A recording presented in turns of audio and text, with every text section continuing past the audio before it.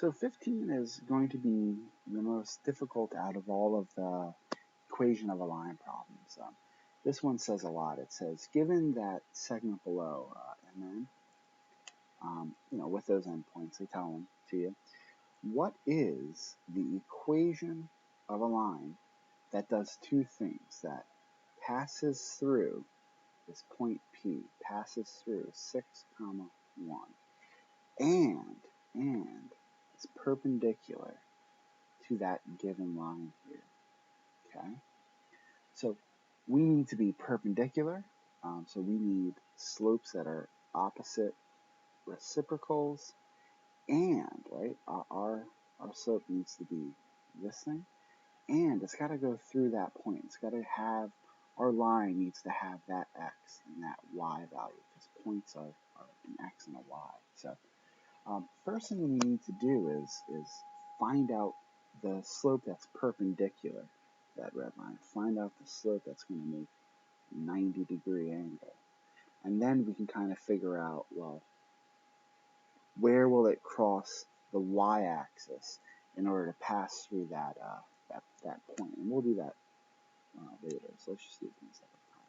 Slope. So the slope of that red line is from a point to a point, and I'm rising +2, and I'm running to the left, so that's negative. I'm running 3. So the slope of the red line, the original slope, is it's a negative slope, and it's a -2 over 3.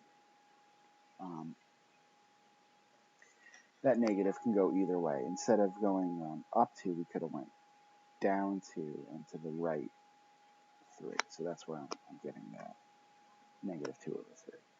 I just like to keep the negative on top. So the perpendicular slope, right? The perpendicular slope is going to have to be the opposite reciprocals, the opposite signs. We got to be positive instead of negative, and then we're going to be that fraction flip. We're not going to be 2 over 3. We're now going to be the 3 on top and the 2 on the bottom. So I've got my m value. Right? Here's the equation of a line. When you look at it, m is slope, the x, this x and this y. They're a point, and that point needs to be on our line. So when they say our line needs to pass through that point, they're telling you, hey, this is the x, this is the y. So all we need to figure out is the y-intercept. Like, which of these is the correct y-intercept?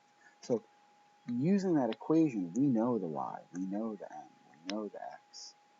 We can then use algebra to figure out our y-intercept and pick it out of the answer choices. So let's use everything we know. All right, we know our slope is this, and our x and y value are 6 and 1. So y goes here. We're going to get 1 equals our slope, 3 over 2, goes there, 3 over 2, parentheses, and our x goes there. And 6 as a fraction is 6 over 1. And that b is going to come down. So when I do this math, when you multiply fractions, it's just top times each other. 3 times 6 is 18, and bottom times each other. That's 2. So simplifying, 18 divided by 2 is 9 plus b. Solving for b, we got to get rid of that 9, and you find it's -8. So all of these problems, they all have different y-intercepts. So if I just find the y-intercept of -8, I'm done. And A doesn't have -8. B doesn't, and C doesn't. Our answer choice is D. That is a line that is both parallel, meaning same slope, and, not parallel. That's got the slope we're looking for, 3/2, and it's got the y-intercept we're looking for, -8.